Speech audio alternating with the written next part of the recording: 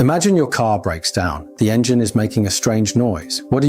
You drive it to the mechanic. He pops the hood, finds the worn-out gear or the cracked belt, swaps it out, and the car is fixed. For a long time, that's exactly how modern Western medicine looked at the human body, as an incredibly sophisticated machine. Something's broken, cut it out, or hit it with a targeted drug. But what if your body isn't a machine? What if it's a complex ecosystem? If a tree in your garden starts growing yellow leaves, a real gardener doesn't just snip off the yellow leaves, and they definitely don't paint them green. Instead, they ask, is the soil too dry? Is something blocking the sunlight? Is the water flowing the way it should? That is the core philosophy of traditional Chinese medicine. TCM, it doesn't see the human body as a collection of parts, it sees it as a miniature ecosystem. Today, in about 15 minutes, we're going to travel through 5,000 years of history to see how this ancient art of gardening was born. And then, here's the part that blew my mind, we're going to uncover a forgotten piece of Cold War history. How, in the 1970s, a few silver needles somehow cracked open mainstream American medicine. Hit like button, let's go.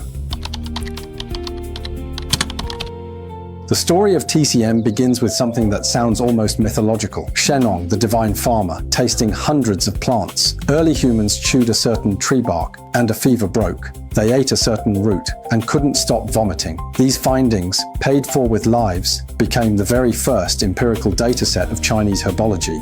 But raw empirical data alone can't build a profound medical science. To get from tasting herbs to a complete theoretical system that could guide medicine for millennia, you need a powerful underlying logic, a bridge. And thousands of years ago in China, something like a cognitive Big Bang happened. Ancient scholars produced a book known as the first of all classics, the Yi Jing, or the Book of Changes.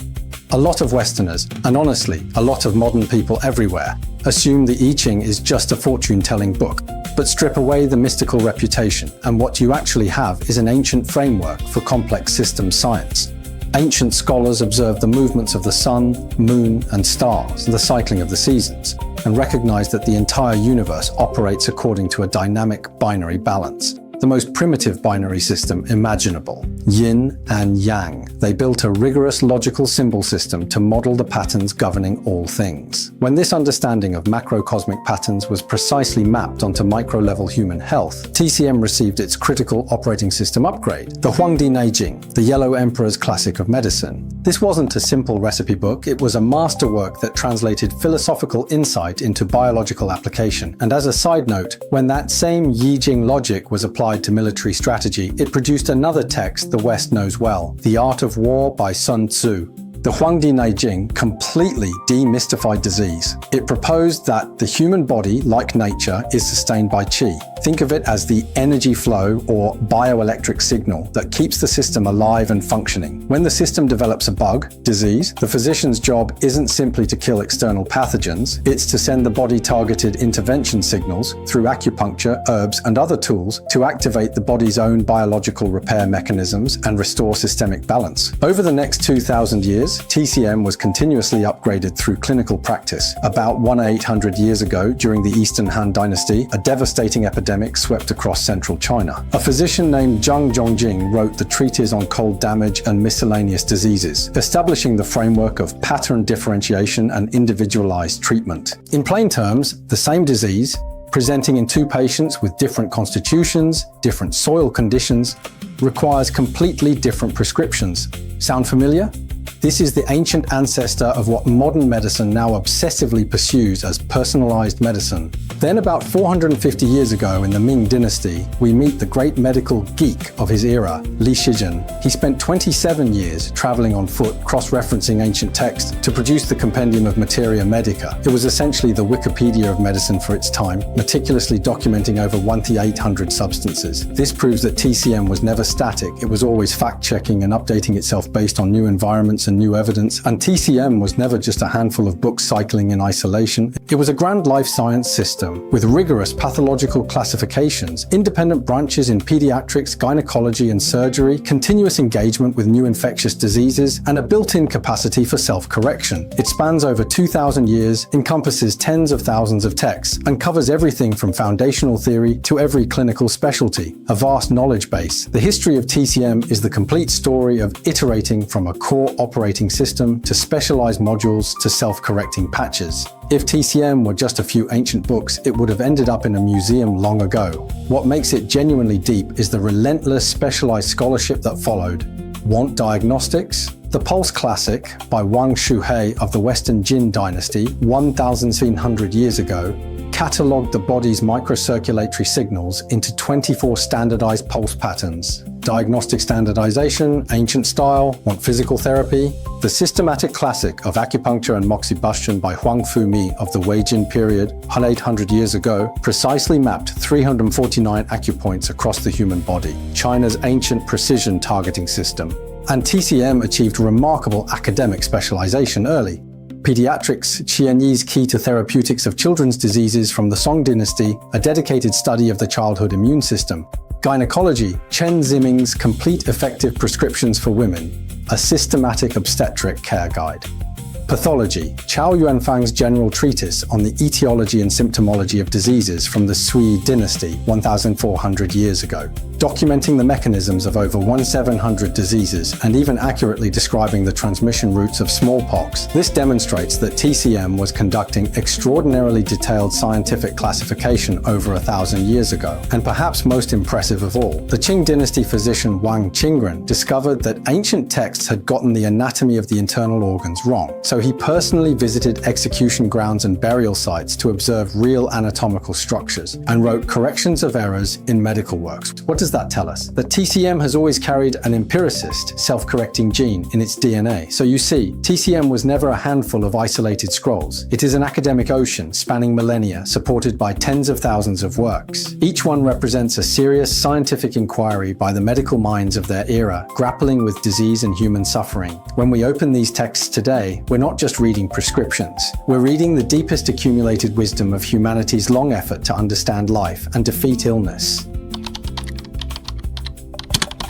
Fast forward to the mid-20th century. With the rise of modern anatomy, antibiotics and surgery, Western medicine had achieved overwhelming global dominance. TCM, for the most part, had been pushed to the margins, confined to Chinatowns and immigrant communities, dismissed by mainstream Western medicine as unproven folk remedy. Until 1971, when a completely accidental event changed everything. Let me tell you a true story that reads like something out of a political thriller. In July 1971, James Reston, one of the most celebrated columnists at the New York Times, traveled to China as an advance reporter to cover President Nixon's historic upcoming visit. And almost immediately after arriving in Beijing, this seasoned journalist was struck down by acute appendicitis. He underwent a standard appendectomy at Peking Union Medical College Hospital. And I want to be very clear about this because the facts matter. It was a standard Western surgical procedure performed under conventional anesthesia. It was not, as some urban legends later claimed, a surgery conducted entirely under acupuncture anesthesia. Let's keep the record straight. But the night after surgery, Reston was hit by severe post-operative abdominal distension and intense pain. Standard pain management wasn't working. At that point, with Reston's consent, the Chinese doctors brought in an acupuncturist. The acupuncturist placed 3 needles near Reston's right elbow and below each knee and used burning moxa herb to warm his abdomen. Within less than an hour, something remarkable happened. His abdominal cramping eased dramatically and normal intestinal movement returned.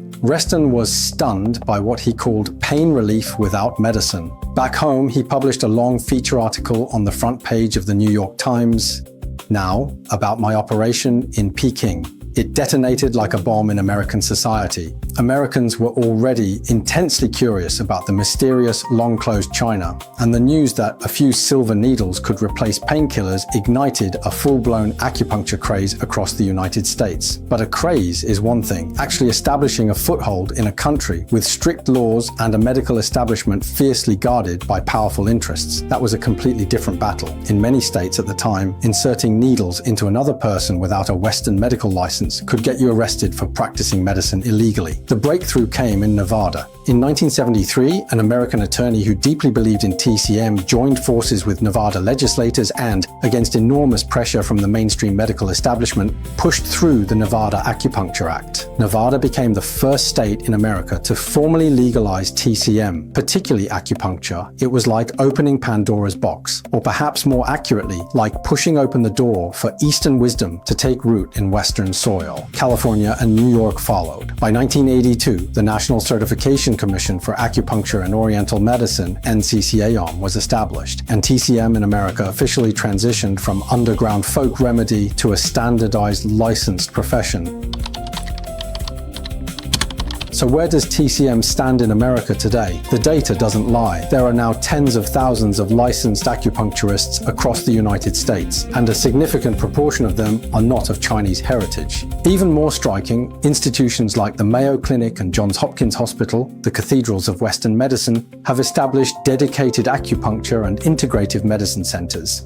You might be wondering, has Western science actually accepted TCM? This brings us back to our opening analogy. When the mechanic meets the gardener, they start trying to understand the garden with stethoscopes and microscopes. 1997 was a historic milestone. The National Institutes of Health, NIH, one of the most authoritative medical research bodies in the world, released a formal consensus statement, officially acknowledging that acupuncture has demonstrable efficacy for post-operative nausea and vomiting in adults, chemotherapy-induced nausea, and post-operative dental pain. Scientists began to understand the mechanism. When an acupuncture needle is inserted at a specific point, it doesn't necessarily hit a major nerve trunk, but it does stimulate the central nervous system to release natural analgesic compounds like endorphins and dopamine, and to regulate cerebral blood flow. The abstract flow of qi and blood described in the ancient Yi Jing was being translated by modern microscopes into concrete terms: neurotransmitter signaling and systemic immune regulation. And it's not just acupuncture. Chinese herbal medicine has also been subjected to the most rigorous standards of modern science. Tu Youyou, the 2015 Nobel Prize laureate, drew her initial inspiration from a Jin Dynasty TCM text, then used modern low-temperature extraction techniques to isolate artemisinin, saving millions of lives from malaria. This demonstrates what is possible when ancient complex systems theory meets the tools of modern science. It's the most perfect marriage of traditional wisdom and contemporary knowledge we have seen. Looking back across 5,000 years, from the I Ching's insight into complex cosmic systems to the Huangdi Neijing's biological repair wisdom, from James Reston's unexpected experience on a Beijing hospital bed to acupuncture walking the halls of the world's top hospitals today, TCM's value was never about replacing Western medicine. It offers a fundamentally different lens through which to see life. Western medicine is like a high-powered microscope. It lets us see the precise molecular targets of disease. TCM is like a wide-angle lens. It lets us see the whole living system in motion. The future of medicine is not a zero-sum competition between the mechanic and the gardener. It is their deep integration. That's where we'll leave the history of TCM for today. In upcoming episodes, we'll go even deeper, exploring TCM's foundational philosophy and logic and walking through real clinical cases. If you enjoyed this video, don't forget to like, subscribe, and share it with someone who'd find it fascinating. I'm Dr. Yao. See you next time. Stay curious, stay healthy.